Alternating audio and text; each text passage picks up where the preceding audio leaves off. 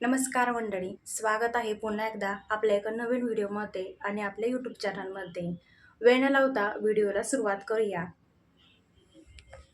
तर मंडळी, स्वागत आहे एका छोट्याशा ब्लॉगमध्ये. तर आज मला मनी प्लांट हे झाड लावायचे होते आणि याआधी पण मी तुम्हाला मनी प्लांट पाण्यामध्ये कसं लावायचं हे दाखवलं आहे. पण आज मला कुंडीमध्ये हे झाड लावायचं होतं. तर इथं आमचे जे मिस्टर आहेत ते झाड लावण्याचा प्रयत्न करत आहेत. कुंडीमध्ये त्यांनी माती टाकली आणि त्यानंतर एक लाकूड, त्या लाकूडला आहे ना एक जी आपण म्हणतो ना की पोतं, किंवा गावाकडे तुम्हाला माहीत असेल पोतं कशाला म्हणतात, तर ते पोत्याने असं बांधून त्याला दोरी बांधलेली आहे, म्हणजे मनी प्लांट असं वर त्याचा वेल जाण्यासाठी. आणि तो कुंडीमध्ये असा मधोमध ठेवून दिला.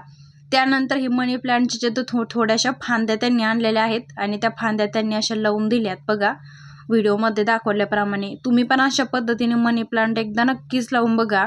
तुम्हाला जर घरामध्ये मनी प्लांट मातीमध्ये जर लावायचं असेल तर. त्यानंतर 2 फांद्या त्यांनी आणल्या होत्या, तर 2ही फांद्या त्यांनी लावून दिल्या. आणि त्यानंतर इथं ते मला म्हणत होते की मदत कर, ह्याला धर, मी खाली दोरी बांधतो, ह्या फांदीला असं वर धरून ठेव. तर मग मी इथं वर पकडण्याचा थोडासा हात लावलेला आहे, बघू शकता इथं. आणि त्यानंतर त्यांनी इथं सुतळीने इथं बांधून घेतलेला आहे. आता हा मनी प्लांट मी घरात ठेवणार आहे, पण त्याआधी याच्यामध्ये थोडंसं आम्ही पाणी टाकणार आहोत. आणि त्यानंतर पाणी टाकल्यानंतर मी इथं तुळशीपाशी, जिथं मी ऑलरेडी एक स्नॅक प्लांट एका बादलीमध्ये, बकेटमध्ये, मी फुटलेल्या बादलीमध्ये झाड पण लावलं आहे, तिथं शेजारी पाणी टाकून ठेवलं. आणि त्यानंतर घरात आल्यानंतर ना माझ्याकडं पिस्ता खाल्ल्यानंतर जे आपली साल किंवा टरकलं पडतात ना, ते टरकलं माझ्याकडे खूप साचले होते. तर मला घरामध्ये ठेवण्यासाठी एक वॉल पेंटिंग बनवायची होती. तर मला चला म्हटलं एखादी काहीतरी डिझाईन बनवूया. तर घरातच असलं एक डब्याचं मी झाकण घेतलेलं आहे. आता माझ्याकडे इथं कर्कटक वगैरे सर्कल काढण्यासाठी काही नव्हतं, तर एक डब्याचं झाकण घेतलं. आणि त्यानंतर एक पुष्टा घेतला होता, एक खोक्याचा जो पुष्टा असतो तो घेतला. गोलाकारमध्ये पेनाने असं आखून घेतलं आणि त्यानंतर गोलाकारमध्येच कटिंग करून घेतलं कात्रीने. आता त्यानंतर काय केलंय की फेविकॉल होता माझ्याकडं, फेविकॉल लिहिणं असं हे पिस्त्याचे जे टरकल असतात ना, तर ते इथं मी घेतलेले आहेत.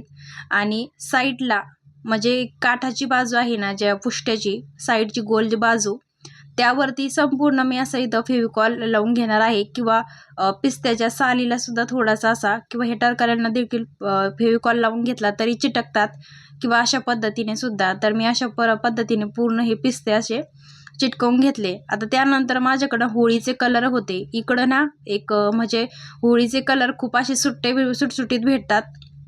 आणि मी 2-3 कलर होळीच्या वेळेस आणले होते, ते माझ्याकडून संपलेच नव्हते. मग मी त्याचा वापर करावा म्हटलं. मग ते होळीचे जे कलर होते, ब्लू कलर घेतला मी इथं आणि पाण्यामध्येच कालवला.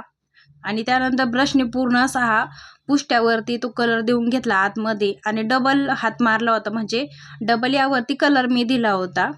त्यानंतर आणि हा कलर मी सुकून दिला फॅनच्या हवेखाली. आणि त्यानंतर काय केलं की आता हा कलर असा दिसतोय आणि सुकल्यानंतर बघा तुम्ही कसा दिसतोय. बघा जेव्हा हा कलर ओला होता तेव्हा कसा दिसत होता आणि आता कसा दिसतोय. आता त्यानंतर मी याच्यावरती एक झाड काढणार आहे. आता पेंटिंगमध्ये मी काही एवढी हुशार नाही आहे, जसं काय येतंय तसं मी काढते इथं. तर व्हाईट कलर मांडली होती मी इथं, आणि व्हाईट कलरमध्ये मी असा ब्रश बारीक बुडून घेतला. आणि त्यानंतर झाडाच्या फांद्या वगैरे काढण्याचा प्रयत्न करत आहे. आणि त्यानंतर बघा असे काढून घेतल्या. पुन्हा मी काय केलं, पिस्ताचे जे टरकल आहेत ना, ते पुन्हा एकदा घेतले आणि त्याच्या अशा साईडला मी असं फेविकॉल थोडासा चिटकवून घेतला, लावून घेतला. आणि पुन्हा एकदा असं हे त्यावरती मी चिटकवून घेतले. संपूर्ण असं झाडाची जी काही पानं वगैरे डिझाईन आहे ते करून घेतली. आणि त्यानंतर मग या जे पिस्त्याच्या आतमधली जी डिझाईन आहे त्यावरती मी असे ब्रशच्या साहाय्याने पिंक कलर म्हणजे गुलाबी कलर दिला. त्यानंतर हिरवा कलर दिला. आणि त्यानंतर साईडला गोल्डन कलर ह्याच्यामध्ये आला होता. हे कलर पेटीच्या बॉक्समध्ये ना एक गोल्डन कलर आला होता. मग साईडला जो काही संपूर्ण जे काही पुस्त्याचे मीटर कलर लावले होते, तो संपूर्ण मी असं इथं गोल्डन कलर दिला. आणि मध्ये गुलाबी, हिरवा आणि पिवळा असे 3 कलर दिले, कारण हे जर छान उठून दिसत होते. त्यानंतर ही संपूर्ण केलेली पेंटिंग किंवा हे जे आहे ना ते संपूर्ण फॅनच्या हवेखाली सुकून दिलं. आणि सुकवल्यानंतर म्हटलं आता याला टांगण्यासाठी काहीतरी हँडल वगैरे लावा लागल. तर एक धागा घेतला मी छोटासा. आणि त्यानंतर जो चिकट टेप असतो किंवा असं काहीतरी चिकट टेपच घेतला मी इथं. आणि त्यानंतर मी असा थोडासा तो धागा इथं टांगण्यासाठी जेवढा साईजनुसार पाहिजे तेवढा असा इथं चिटकवून घेतला. तर इथं बघा संपूर्ण असं इथं हँडल याला असं मी तयार केले. आता मी याला आहे ना बघा किती छान दिसतंय सुरेख आणि टाकाऊपासून टिकाऊ, म्हणजे पिस्त्याचे छिलके किंवा जे आपण टरकलं म्हणतो ते टाकून देण्यापेक्षा असं मी भिंतीवरती लावून दिलं. बघा खूप छान दिसतंय. मला तर खूप आनंद झाला की स्वतःच्या हाताने एखादी वस्तू जर बनवली तर त्यात खूप आनंद मिळतो. तर बघा अशी ही छान मस्त पेंटिंग इथं तयार झालेली आहे. तुम्हाला कशी वाटली मला कमेंट बॉक्समध्ये नक्की सांगा.